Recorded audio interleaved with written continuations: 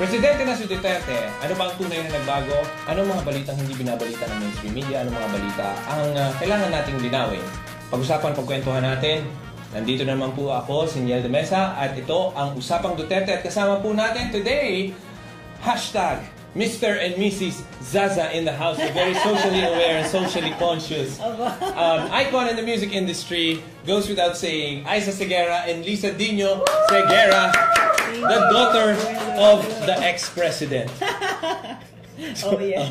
First family din, no? I had a chance, one day. One day, no? Okay. At syempre, meron tayong bullet points bulletin. 84% ang SWS trust rating ng president natin, President Duterte. Philippines was successful in the arbitration case regarding the Scarborough Shoal, West Philippine Sea. Eto, meron tayong bago. DILG Central Office Secretary Mike Sueño and DICT Secretary Rodolfo Salalima signed an agreement with PLDT Smart Communications Incorporated. Yes, Chairman MVP Manny V. Pangilinan and Globe Telecom CEO Ernest L. Koo for the establishment of the National 911 Emergency Hotline. Mainit na trending topic ngayon that a certain friend of ours that was appointed AVP, Assistant Vice President for Entertainment ng PAGCOR, mangled the English language. And it merited a headline.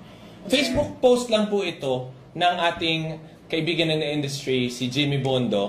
At siyempre, alam po ng ating bisita po ngayong araw na ito, na mga Facebook post po ay biglang nagiging headlines. Yeah, actually, marami na kami ding mga ganyang mga experiences.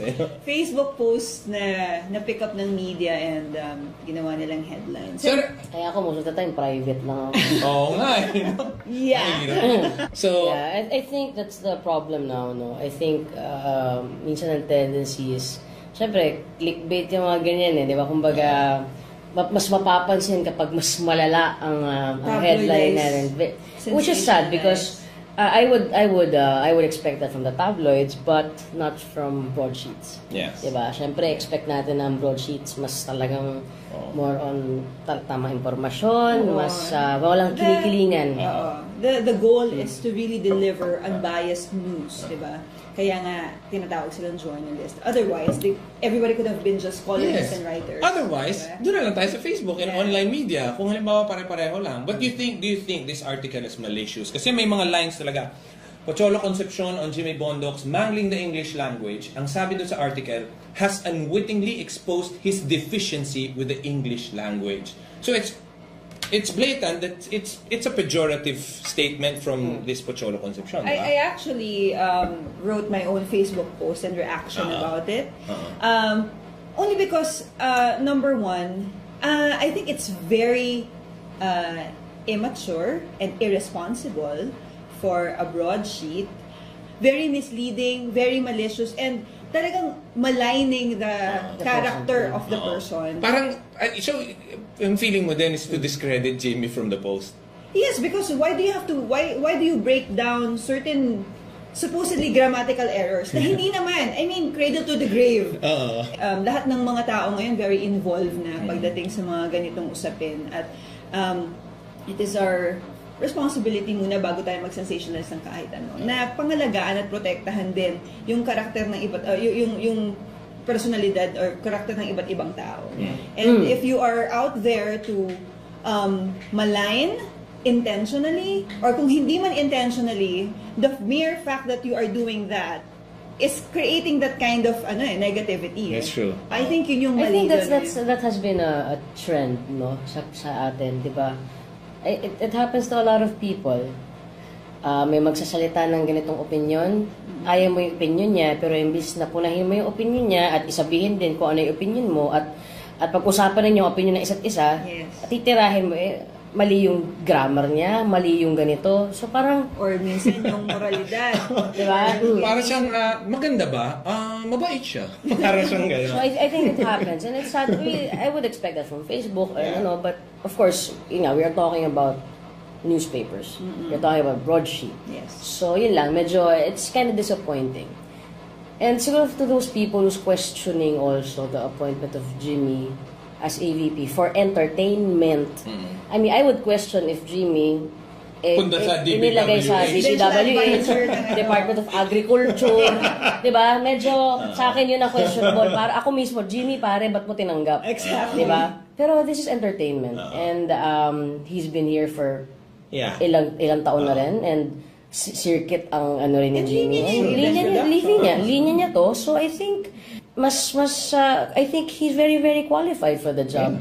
And maganda rin yung napag-usapan namin mag-asawa nito lang na parang, syempre, minsan ang tendency natin is tayong Pilipino, kumbaga lahat tayo ay napalaki na, kumbaga sinasabi na, the intelligences, remember? Multiple intelligence. Yeah, na parang 8 intelligences. Na, kasi, of course, hindi kasama yung common sense doon. But I think yung parang generic na dapat meron tayong lahat. No, kasi nangyayari is we're shaming people. Like, we're shaming people just because celebrity sila. Or kulang sa educational attainment. Or kulang sa educational attainment. So, ang akin lang is, sana more than that, more than kung anong natapos, more than kung ano ang trabaho niya ngayon, tignan natin kung ano ang mga nagawa niya. Kung ano ang pwede niyang gawin. Kung nasaan ang puso niya. That's true. And with all these 8 intelligences, they are as of equal importance. That's so true. kung meron kang, kung excellent ka sa visual arts, excellent ka sa performing arts, excellent ka sa ibang bagay, sometimes, especially if you're going towards an area or a field of discipline na according to your expertise, normally ang educational or yung educational attainment mo, it's irrelevant na eh. Kasi you are equipped with all of those experiences. Ako, excellent ako sa pagmamahal sa You know! Napasok At niya Alam niya alam niya na kung bakit hindi sa sigero. Okay yun na. Okay. Expect that maraming mga ganyan. Ang rumarally point yung mga gano'n. Rumarally point. Pero neto si Jimmy kasi, he's an independent musician. He's been producing shows independently. He produces album independently. Yes. So he can manage a corporation like that, no? Tapos I don't know what's the beef with Pocholo Concepcion, but I think kasi yung persuasion niya is LP. I don't think actually, if it's ako naman, I honestly don't have any qualms if he's LP. Yeah. Kumbaga, it shouldn't matter anymore. Yeah. And yun nga kumbaga, siguro, yun ang dapat natin isipin na siguro dapat hindi na nagmamatter yun because I remember I had nagkaroon din ako ng Twitter exchange with an LP follower and he said na, campaign is done. Campaign season is done. May presidente na tayo. Yeah. And our loyalty should be to the country. Yeah. Not to any person. That's true. So, yun lang ang akin, na parang, I think it goes on both sides also, from the Duterte supporters to the LP supporters. Siguro, let's look at people now sa kung sino sila, sa kung anong nagawa nila, hindi sa kung anong kinikilingan nila. So, of course, that's true. So, yun. So, mas lalo nakikita that Mr. Concepcion came from a medyo biased place, which is because of that. So, sana lang, di ba? Intayin mo na yung mapamunuan ni Jimmy. Kung pumalpak, tsaka punahin. Wala namang problema yun, di ba? Of course, lahat naman tayo, dapat matuto tayo maging critical sa mga government employees na at mga nasa gobyerno because that's the only way we can move forward. Yeah. Yes. Pero yun nga, kumbaga hanggat wala pa namang dungis, huwag mo namang tirahin. Yun lang naman eh. And it's out of character. I've observed from other previous articles that he wrote. Usually, yung headlines niya is Pentatonix tickets sell 4 million in 5 days. Yes, actually, Nonoy Zuniga, guest lecturer. I know him personally because it's out of character din eh. Nakasama ko siya. He has interviewed me for ilang beses na rin. So, he's one of the very respected people in the nasa press. So, nagulat din ako. Kahit ako medyo nagulat din ako na naglabas ng ganun. So, yeah, you're right. It's pretty out of character. So, do you think, baka all music... the more na Yes, nakakalungkot. Yeah. Exactly. Kaya ako nalungkot. Ako more than, siguro nalungkot lang ako because of course, lahat naman tayo may bias eh. Yeah. Pero di ba, yun nga, bilang isang manunulat, parang yun ang dapat mong unang inaalis sa'yo. Or, hindi man alisin sa'yo, pero sa kung paano ka maglagay, sa paano ka magsulat, yun ang dapat nawawala. Yeah. Maybe he's really a music editor who loves U2, and when Jimmy used Cradle to the Grave, I'm a fan of U2. No, this can't be... May hugot na gano'n. Pero yung Hindi yun ang ibig niya sabihin dyan. Mali, hindi pang school. Pero yung sinabi kasi nung ibang...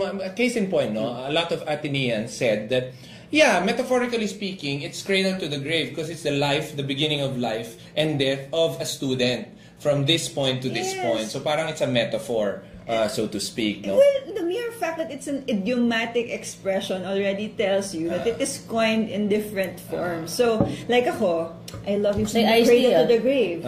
Ayan, pwede. Mabawi. Mahal mo ang asawa ko. O, diba? May kapalit ba yan, pamaya? Kung birth to death, bakit pinagpalit mo ako?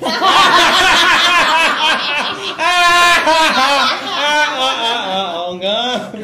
And they're in between. Okay. Somewhere down the road. Ito na yun, nangyari na. Dumating na ang panahon na. Oo. Pagdating ng panahon lang yan di ba? para matuloy namin yung to the grave. Yan to the grave. Oo nga. Sa Kung Fu Panda message yan It doesn't matter how you begin it. What matters is how you end your story. Kung Fu Panda wisdom. Or something like that. But in any case, yung back to Pocholo Concepcion, yung kinumpute niya pa, tsaka kinumpute niya pa yung age na 21 years old after sa college, ganun lang yung end. Hindi pa yun yung end ng lifespan ng isang tao. Tapos yung back and forth, which I thought, nung binabasa ko din yung post, I remember reading that post. I thought also na, like the back of my hand yung sinasabi ni Jimmy, no? But at the same time, Jimmy doesn't have any time to proofread whatever he writes. Kasi sometimes it's like a spur of the moment. And that's not the point. Yeah. The whole point of the Facebook post is to just actually clarify things and reach out to those who are doubtful about it's very sad because it's a personal message. Right now it shows how superficial people can be. Yeah. Na sometimes ang nangyayari is more than the context, more than kung ano yung nilalaman ng isang bagay, mas concerned na tayo sa mga bagay na... At nililiteral para... Anong point? Ako, that's my first question So what's the point of this article? Nakaka-insulto yun. Yeah. Hindi lang sa atin. Diba? Tapos nagtataka ang media kung ba't sila binaboycott ni President. Anyway, the point of the conversation probably is to take always yung nilalabas ng mainstream media with a grain of salt, I think, no? And lahat, not just mainstream media, but that's true. Everything. Also on Facebook, especially on Facebook, kumbaga, and I think dapat naman ganun talaga kumbaga, I think we should all practice critical thinking. That's true. We cannot just receive everything that is given to us. Hindi na ubra ngayon yung pag nakita mo yung headline, share.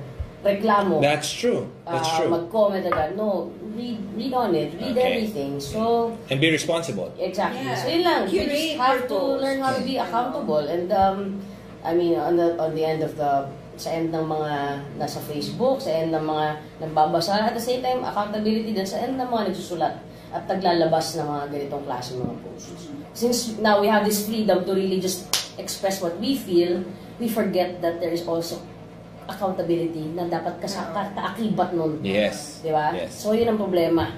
And, yun ang kailangan pa nating matutunan. And, that with freedom comes responsibility. Diba? Napaka-importante. Hindi great power lang. Not just that. Responsibility. Because there is a consequence. It's a consequence sa freedom na ini-enjoy mo. Yes.